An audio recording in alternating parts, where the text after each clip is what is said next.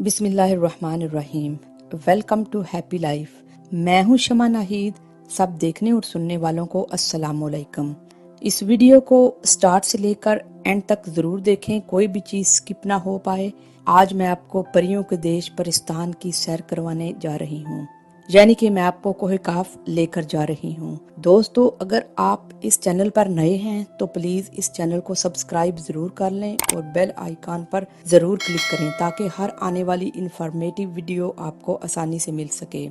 दोस्तों, अगर आपको वीडियो अच्छी लगे तो लाइक कर दिया करें, इससे मेरी हौसला अफजाई हो जाएगी। दोस्तों, अभी मैं आपको कोह काफ के बारे में बताऊंगी, सुनो। पाकिस्तान और इंडिया में कोह काफ परियों और दियों वाले देश की कहानियां बहुत मशहूर हैं। हमारी दादी नानी अक्सर हमें कोह काफ परियों वाली कहानी सुनाया करती थीं और हम ख्यालों में परिस्तान पहुंच जाते थे। ये दिल मचलाने वाली स्टोरियां हमें राहत और सुकून देती थीं और हमें दिली खुशी महसूस होती थी। दोस्तों, आज दिल थाम लो, जो आपकी नानी दादी आपको कोह काफ की कहानी सुनाया करती थी, आज मैं इस परियों के देश परिस्तान यानी कि कोह काफ की मैं आपको सैर करवाने जा रही हूँ। यकीनन आप लुत्फ अंदोज होंगे। पहले मैं कोह काफ के पहाड़ी सिलसिले पर रोशनी डालती हूँ। 1500 मीटर पर फैला ये पहाड़ी सिलसिला, जो कि रशिया, चेचनिया, अजरबैजान, बहीराए असवद और बहीराए कोजैन के दरमियान लकीर खींचता हुआ ये पहाड़ी सिलसिला, जो कि एशिया और यूरोप को जुदा करता है। ये कफकास के नाम से भी जाना जाता है। इंग्लिश में इसको कोसेस माउंटेन भी कहते हैं।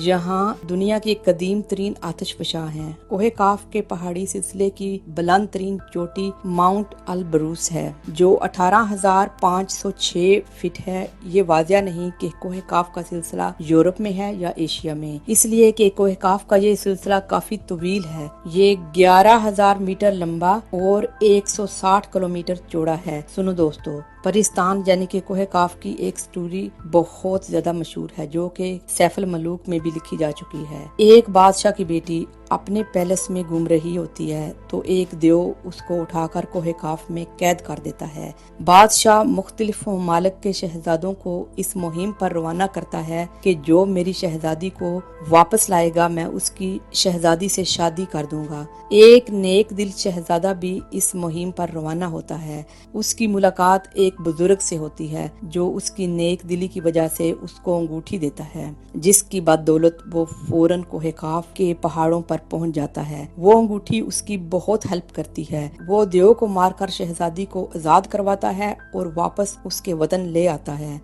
और इस तरह शहजादी की शादी उस शहजादे से हो जाती है। अब मैं आपको कोह काफ के पहाड़ों की ऊंचाई और कोह काफ की खूबसूरती और परिस्तान के बारे में बताती हूँ।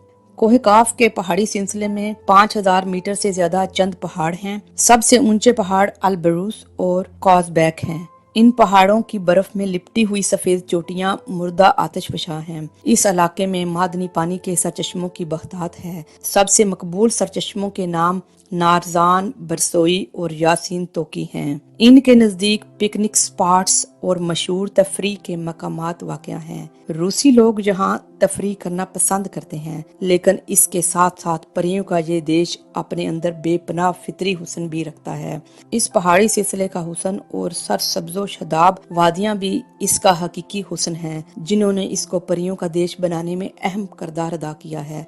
पाकिस्तान, हिंदुस्तान और ईरान में कोह काफ के मुतल्लक जिन्नों और परियों के बेशुमार किस्से मशहूर हैं, जो न सिर्फ अवाम में सीना बसीना मुंतकिल हो रहे हैं बल्कि बच्चों की कहानियों में बाकायदा लिखे जा रहे हैं। और ये कहानियां हम नानी दादी से भी सुनते आए हैं। समटाइम्स ये सवाल हमारे दिमाग में आता है कि इनका कुछ न कुछ तो वजूद होएगा, जिसकी वजह से ये कहानियां बनी हुई हैं। किसी चीज का वजूद होने से ही उसकी कहानी बनती है। दोस्तों, अगर हम इस्लाम की रूह से बात करें तो एक बात हमारे सामने आती है कि हजरत आदम अलैहिस्सलाम से पहले जन्नात हमारी जमीन पे रहाइश पजीर थे। वो फितना फसाद करने लगे। जब वो हद से बढ़ गए और खून बहाने लगे तो अल्लाह ताला ने फरिश्तों को हुक्म दिया, इनको मार डालो। फरिश्तों के गिरोह ने जिन्नों को मार डाला और उसके बाद हजरत आदम अलैहिस्सलाम को दुनिया में भेजा गया। लेकिन दोस्तों, अभी भी जिन हमारी जमीन पर मौजूद हैं वो गैर आबाद इलाकों में, सहराओं और जंगलों में रहते हैं। लिसन, कोह काफ के पहाड़ भी गैर आबाद हैं। कई पहाड़ तो ऐसे हैं जिन पर अभी इंसान ने कदम भी नहीं रखा। शोरली, उधर जिन्नों دیووں اور پریوں کا بسیرا ہوگا، مگر وہ ہماری دنیا سے بہت دور ہیں۔ ان کی ایک الگ دنیا ہے، اس لیے ہم ان کو دیکھ نہیں سکتے۔ اونلی وہ ہماری سٹوریوں اور کہانیوں میں ہیں۔ سنو دوستو، کائنات ہماری سوچ سے بھی زیادہ پراسرار اور وسیع ہے۔ ہم اس کی حقیقت کو جان نہیں سکتے۔ اگر ہم اللہ کی بنائی ہوئی کائنات پر غور کریں تو پتہ چلتا ہے کہ یہ دنیا بہت خوبصورت اور دل فریب ہے۔ یہاں کہکشائیں ہیں، سورج چاند کی روشنیاں اور پریٹی جلملاتے ہوئے ستارے، رینبوز، خوبصورت تتلیاں، رنگا رنگ پھول، باغ باغیچے، سرسبز و شاداب وادیاں بے پناہ فطری حسن رکھتی ہیں۔ یہ اللہ کی بنائی ہوئی رنگا رنگ اور خوبصورت دنیا پرستان سے کم نہیں۔ دوسری بات یہ ہے کہ جب ہم کوہ کاف یعنی کہ پرستان کی کہانیاں یا سٹوریاں سنتے ہیں تو ہم خیالوں میں پرستان پہنچ جاتے ہیں۔ یہ دل ملچانے والی اور دل فریب پریوں کی کہانیاں اور پرستان کے خوبصورت اور دل فریب قصے دل کو راحت اور سکون پہنچاتے ہیں اور ہمیں دلی خوشی دیتے ہیں۔ دوستو، اگر ہم اپنی دنیا سے نکل کر چند منٹ کے لیے خیالوں میں پرستان چلے جائیں تو یہ دل فریب اور دل مچلانے والے منظر ہمارے دل کو ٹھنڈک اور سکون دیں گے۔